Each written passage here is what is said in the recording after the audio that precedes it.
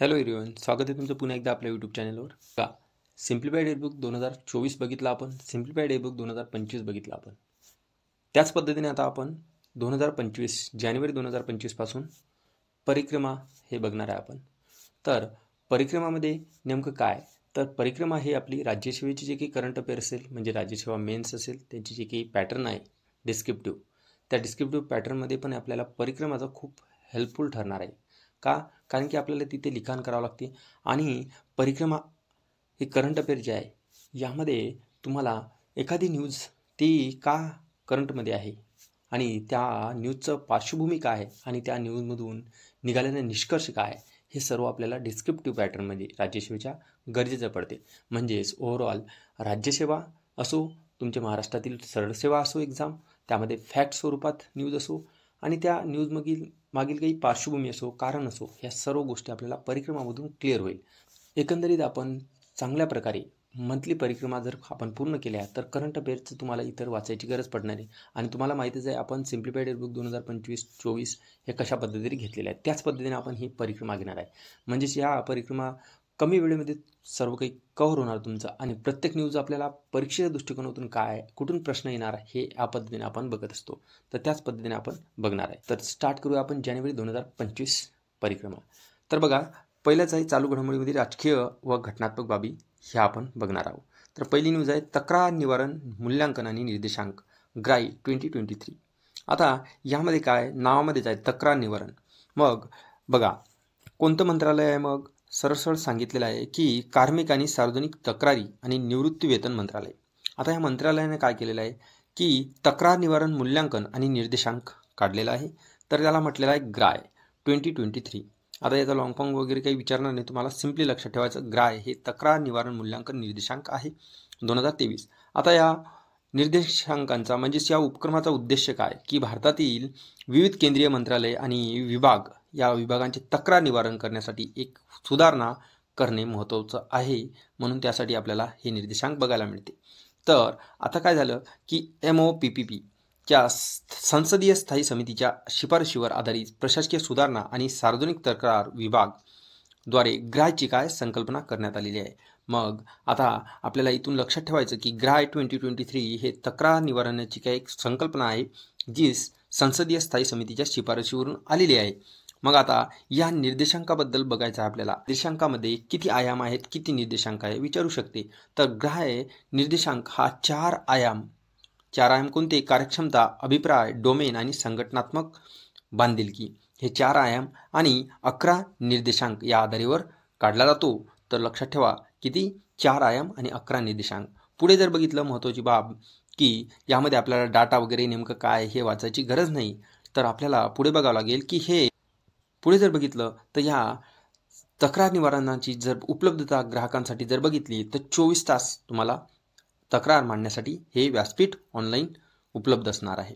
बस, बाकी यामध्ये काही गरजेचं नाही आपल्याला. तर परीक्षेच्या दृष्टिकोनातून आपण महत्त्वाचे पॉईंट कलेक्ट केले, ते नोट डाऊन करा तुम्ही. अहवालाची निष्कर्ष काय मग आता बघा, 89 पैकी 85 मंत्रालयांनी ग्राय स्कोअरमध्ये मागील वर्षाच्या तुलनेत काय सुधारणा दर्शवलेली आहे. म्हणजेच तक्रार निवारणाची काय आता यामध्ये सुधारणा झालेली आहे. मग अंदाजे 10% मंत्रालय किंवा विभागांनी 50%पेक्षा जास्त वाढ साधली आहे. 28%ने 25 ते 50% दरम्यान काय वाढ नोंदवलेली आहे. तर हे निष्कर्ष थोडंफार लक्षात ठेवा, गरजेचं असू शकते राज्यसेवेसाठी. बाकी तर आपल्याला ग्राह्यचं नेमकं त्याचे आयाम विचारेल, निर्देशांक विचारेल, हे आपल्याला वन डे एक्झामसाठी महत्त्वपूर्ण आहे. पुढील न्यूज आहे प्रार्थना स्थळाविरोधी नवे खटले दाखल करून न घेण्याचे सर्वोच्च न्यायालयाने निर्देश दिले.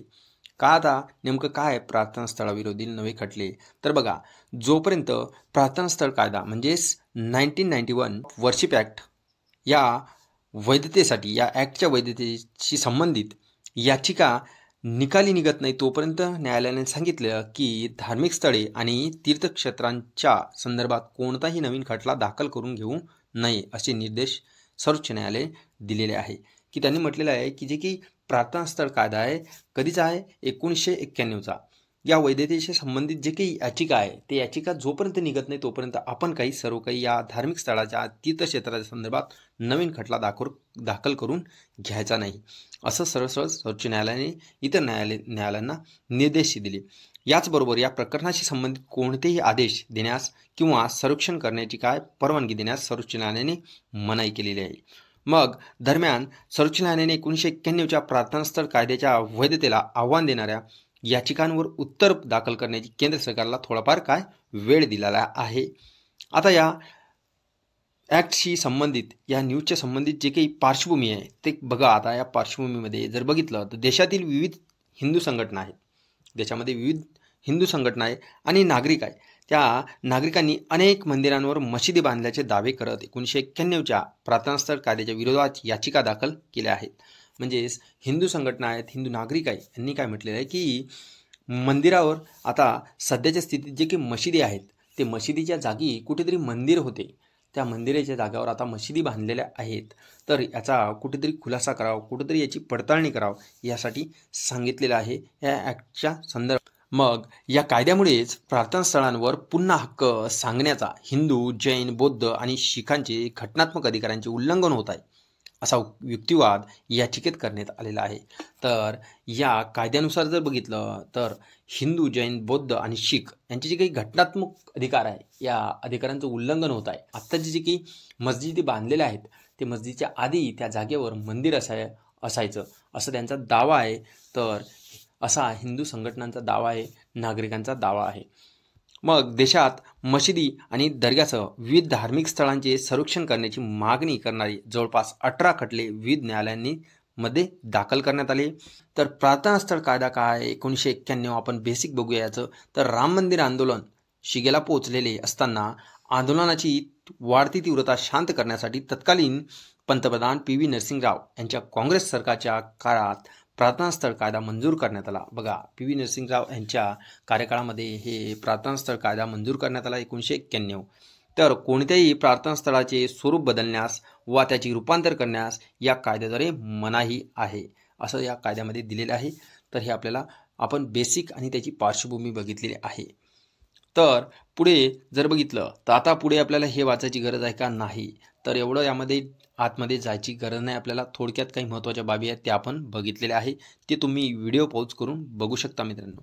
तर पुढे बघा, संसदेचे अधिवेशन दिल्लीबाहेर घेण्याची मागणी. YCR काँग्रेस पार्टीचे खासदार मदिला गुरुमूर्ती यांनी दरवर्षी संसदेचे 2 सत्रे दक्षिण भारतात आयोजित करण्यात मागणी करणारे पत्र पंतप्रधान मोदींना लिहिलेले आहे. की त्यांनी म्हटलं की दक्षिण भारतामध्ये आपल्या संसदेचे 2 सत्र तरी व्हायला पाहिजे दरवर्षी असं त्यांनी सांगितलेलं आहे. अशी मागणीपत्र पंतप्रधान नरेंद्र मोदीकडे दिलेलं आहे. तर या मागणीचे कारण काय, तर कारण जर बघितलं तर दिल्लीतील कडाक्याच्या हिवाळ्यात आणि कडाक्याच्या उन्हाळ्यात खासदारांना भेडसावणाऱ्या लॉजिस्टिक आणि हवामानविषयक आव्हानांवर त्यांनी या पत्रामध्ये प्रकाश टाकला की खासदारांना कुठेतरी त्रास होतो हिवाळा आणि उन्हाळा, थोड्याशा कडाक्याच्या थंडीमुळे, कडाक्याच्या उन्हाळ्यामुळे.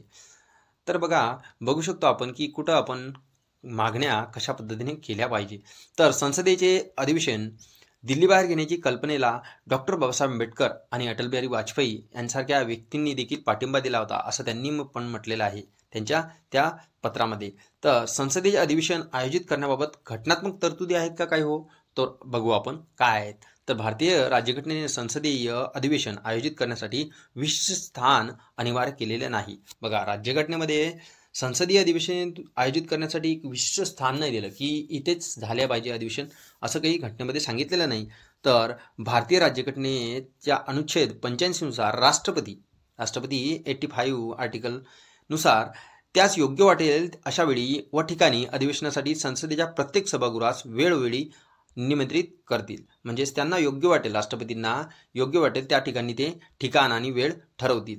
पण त्याची एका सत्रातील अंतिम बैठक आणि पुढील सत्रातील जी काही पहिली बैठक आहे या बैठकीदरम्यान, म्हणजेच एका अधिवेशनामध्ये जर बघितलं 2 अधिवेशनामध्ये 6 महिन्यांपेक्षा अधिक अंतर असायला नाही पाहिजे. तर राष्ट्रपतींना संसदेच्या सभागृहाची योग्य वाटेल त्यावेळी आणि ठिकाणी बोलवण्याचा अधिकार आहे. तर हे सुनिश्चित करून 2 सत्रामध्ये 6 महिन्यांपेक्षा जास्त वेळ गेला नाही पाहिजे असं आपल्या घटनेमध्ये सांगितलेलं आहे. तथापि पारंपरिकपणे अधिवेशनाची सर्व सत्रे देशाची राजधानी नवी दिल्ली आहे म्हणून तिथे होतात. तर अशा प्रकारे पारंपरिकपणे पद्धतीने जी काही अधिवेशने आहेत ते हे दिल्लीमध्ये होतात. पण दिल्लीमध्ये न होता आता दक्षिण भारतामध्ये पण ही 2 सत्रे व्हायला पाहिजे अशी मागणी केलेली आहे. तर मे बी चांगल्या प्रकारची मागणी असू शकते. पुढील न्यूज बघू. मतदान केंद्राची मतदार मर्यादा वाढवल्याबाबत याचिका. आता भारतीय निवडणूक आयोगाने प्रति मतदान केंद्र कमाल मर्यादा जर बघितलं तर प्रति मतदान केंद्रावर हे भारतीय निवडणूक आयोगाने काय ठरवलेली आहे ते बघणं आपल्याला आवश्यक आहे. तर बघा, कमाल मर्यादा 1200 हे ग्रामीणसाठी आणि 1400 हे शहरीसाठी, म्हणजेच 1200 हे ग्रामीणसाठी आणि 1400 हे शहरीसाठी मतदार मर्यादा होती. यावरून आता एकसमान 1500 मतदारापर्यंत वाढवण्याचा निर्णय हे निवडणूक आयोगाने घेतलेला आहे. या निर्णयाला न्यायालयात आव्हान देण्यात आले होते. बघा, याचिकेच्या सुनावणीवेळी सरन्यायाधीश संजीव खन्ना यांनी काय म्हटलेलं आहे की कोणत्याही मतदाराला मतदानाचा अधिकार नाकारला जाऊ नये असे आदेश निवडणूक आयोगाला दिले. तर यामागील काही महत्त्वपूर्ण बाबी आहेत ते बघणं आपल्याला आवश्यक आहे. आता मतदान केंद्र स्थापन करण्याचे काही नियम आहेत ते नियम बघणं आपल्याला आवश्यक आहे. तर लोकप्रतिनिधी कायदा कधीचा आहे? 1951चा.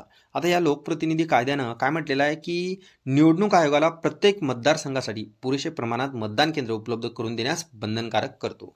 तर मग आपल्याला जे काही मतदान केंद्र उपलब्ध करून दिले जाते तर ते कोणत्या कायद्यानुसार? तर लोकप्रतिनिधी कायदा 1951च्या कायद्यानुसार. मग या कायद्यामध्ये महत्त्वाची बाब काय आहे की विरळ लोकसंख्येच्या म्हणजे डोंगराळ किंवा जंगली भाग असेल, आता हे डोंगराळ आणि जंगली भाग सोडून द्यायचा, तर इतर जे काही भाग आहेत त्या भागामध्ये मतदारांना मतदान करण्यासाठी 2 किलोमीटरपेक्षा जास्त प्रवास करायचं काम पडलं नाही पाहिजे. म्हणजेच त्यांना 2 किलोमीटरपेक्षा कमी ठिकाणावर म्हणजे तर त्यांना 2 किलोमीटरपेक्षा कमी अंतरावरच मतदान केंद्र उपलब्ध करून द्यायचं. कुठे? डोंगराळ भाग आणि जंगली भाग सोडून. तर यामध्ये जर बघितलं तर अशा पद्धतीची आपल्याला काय महत्त्वाची बाब नमूद करून आहे. बघा, पुढील न्यूज आहे अलाहाबाद उच्च न्यायालयाच्या न्यायमूर्तीविरुद्ध महाभियोगाचा प्रयत्न. बघा, आता अलाहाबाद उच्च न्यायालयाचे जे काही न्यायाधीश आहे त्या न्यायाधीशाविरोधात आता महाभियोगाचा प्रयत्न करण्यात आलेला आहे.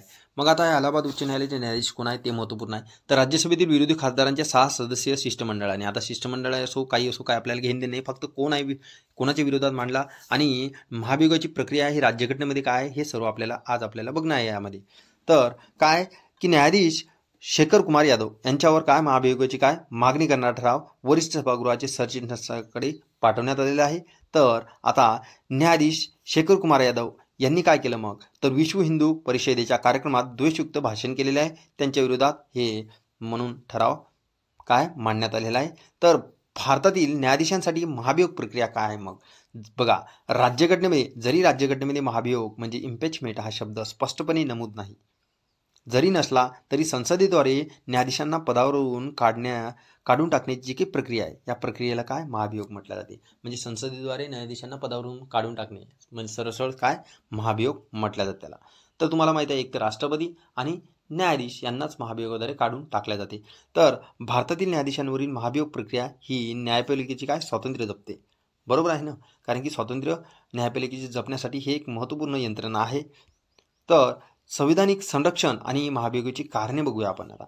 बघा, कलम अनुच्छेद 124(4) सर्वोच्च न्यायालयाच्या न्यायाधीशास साबित झालेली गैरवर्तणूक आणि अक्षमता म्हणजेच इनकॅपॅसिटी या कारणास्तव त्यांना पदावरून दूर करण्यासाठी संसदेच्या प्रत्येक सभागृहातून म्हणजेच लोकसभा आणि राज्यसभा त्या सभागृहातील एकूण सदस्य संख्येच्या म्हणजेच त्या सभागृहातील एकूण सदस्य संख्या त्यासोबत त्या सभागृहातील उपस्थित जे काही असतील म्हणजेच उपस्थित असतील आणि मतदान करणाऱ्या सदस्यांच्या 2/3 कमी नाही, म्हणजे 2/3 पेक्षा कमी नाही इतक्या बहुमताचा पाठिंबा असणारा ठराव हे राष्ट्रपतीला सादर करायचा आणि राष्ट्रपतीने आदेश दिल्याखेरीज तुम्हाला काढता येणार नाही. मग राष्ट्रपती आदेश देईल त्यानुसार त्यांना पदावरून दूर काढता येईल. तर मग कलम जर बघितली तर 218 काय? तर 218 हे कलम काय? जसं की 124(4) नुसार सर्वोच्च न्यायालयाच्या न्यायाधीशांना पदावरून दूर काढले जाते महाभियोगाद्वारे, तशाच पद्धतीने कलम 218 नुसार उच्च न्यायालयाची तरतूद केलेली आहे. बस सिम्पली एवढं लक्षात ठेवायचं. बाकी आता महाभियोगाची प्रक्रियेची काही टप्पे आहेत. बघा, ठरावाची सुरुवात जर बघितली तर बघा, महाभियोग ठरावाला लोकसभेतील किमान किती? तर 100 सदस्यांचा पाठिंबा हवा लोकसभेमध्ये आणि 50 सदस्यांचे समर्थन कुठे? राज्यसभेमध्ये असायला हवे. मग पुढे अध्यक्ष किंवा सभापती म्हणजेच लोकसभेचा अध्यक्ष असेल, राज्यसभा सभापती असेल, तर हा ठराव मान्य करायचा की नाही किंवा नाकारायचा हे ठरवण्यापूर्वी संबंधित सामग्रीचे काय पुनर्वलोकन करू शकतात. म्हणजे ते त्यांची सामग्री काय त्यांनी केलेले गैरवर्तणूक हे काय चेक करेल आणि त्या व्यक्तींचा सल्ला घेऊ शकतात. उदाहरणार्थ 2018 मध्ये सरन्यायाधीश दीपक मिश्रा यांच्या विरोधात ठराव योग्य विचारानंतर फेटाळण्यात आला, कारण की त्यांचं व्यवस्थितरित्या पडताळणी केली, त्यानंतरच तो निर्णय घेऊ शकतात अध्यक्ष किंवा सभापती. तर आता चौकशी समिती मग काय, तर चौकशी समिती त्या जे काही गुन्हा केला असेल, जे काही गैरवर्तणूक केली असेल त्या न्यायाधीशाने, त्याची चौकशी करण्यासाठी एक समिती स्थापन केली जाते. मग त्या समितीमध्ये जर बघितलं तर त्या समितीमध्ये लोकसभेचे अध्यक्ष किंवा राज्यसभेचे सभापती 3 सदस्यीय समिती स्थापन केल्या जाते त्यांच्या थ्रू. तर हे लोकसभेचे सभापती स्थापन करतात किंवा राज्यसभेचे सभापती स्थापन करतात. तर या समितीमध्ये भारताचे सरन्यायाधीश किंवा सर्वोच्च न्यायालयाचे न्यायाधीश असते. सरन्यायाधीश किंवा सर्वोच्च न्यायालयाचे न्यायाधीश, उच्च न्यायालयाचे मुख्य न्यायाधीश एक प्रतिष्ठित कायदेतज्ञ असतो. तर ही समिती आरोपांची सखोल चौकशी करते, पुरावे गोळा करते आणि आरोपाची वैधता निश्चित करण्यासाठी साक्षीदार तपासते. मग समितीचा अहवाल आणि संसदीय चर्चा, समितीचे आपले निष्कर्ष जिथे हा ठराव मांडण्यात आला होता त्या सभागृहाच्या पीठासीन अधिकाऱ्याला काय सादर करते, जिथे मांडला ठराव तिथे त्यांना सादर करते. शाबित गैरवर्तणूक अक्षमतेसाठी न्यायाधीश दोषी आढळल्यास अहवालावर संसदेत चर्चा केली जाते आणि संसदेच्या दोन्ही सभागृहांनी विशेष बहुमताने ठराव मंजूर करणे आवश्यक असते. पण मग दोन्ही सभागृहांनी काय विशेष बहुमताने ठराव मंजूर करायचा आणि सभागृहाच्या एकूण सदस्य संख्येपैकी बहुमत आणि सभागृहातील उपस्थित आणि मतदान करणाऱ्या सदस्यांच्या 2/3 कमी इतके बहुमत नसले पाहिजे. मग हे झाल्यावर राष्ट्रपतीद्वारे पदावरून दूर करणे, म्हणजेच ठराव त्या सत्रास राष्ट्रपती सादर करण्यात आल्यानंतर राष्ट्रपतीच्या आदेशाद्वारे न्यायाधीशांना पदावरून दूर केले जाते. तर ही प्रक्रिया तुम्ही पॉलिटीमध्ये वाचली असेल. हीच प्रक्रिया आपल्याला स्टॅटिक पार्ट म्हणून आपला GS पण थोडंफार कव्हर झाला असेल. तर परिक्रमाचा एकच उद्देश आहे की सर्व काही त्यामध्ये स्टॅटिक पार्ट पण दिलेला असतो, करंट न्यूज पण दिलेली आहे. म्हणजे करंट न्यूज त्याबद्दल आपल्या परीक्षेमध्ये स्टॅटिक पार्ट कनेक्ट करून विचारले जाते. म्हणून हे महत्त्वपूर्ण परिक्रमा आपल्याला अतिशय महत्त्वपूर्ण असतात करंट अफेअर्ससाठी. तर हे आपण एक डेमो म्हणून आपण घेण्याचा प्रयत्न केला. जर अशा प्रकारे आपल्याला घ्यायचं असेल तर तुम्ही कमेंट बॉक्समध्ये कमेंट करून भरभरून कमेंट करा आणि तुमचा प्रतिसाद कळवा. मग त्यानंतर आपण ही सिरीज कंटिन्यू पुढे करूया. की जर तुम्हाला ही पद्धत करंट अफेअर्सची आवडली असेल तरच आपण पुढे घेण्यामध्ये थोडंसं हरकत नाही, तर उगाच तुमचा पण वेळ वाया जायला नको आणि माझा पण. Thanks for watching this video. भेटूया.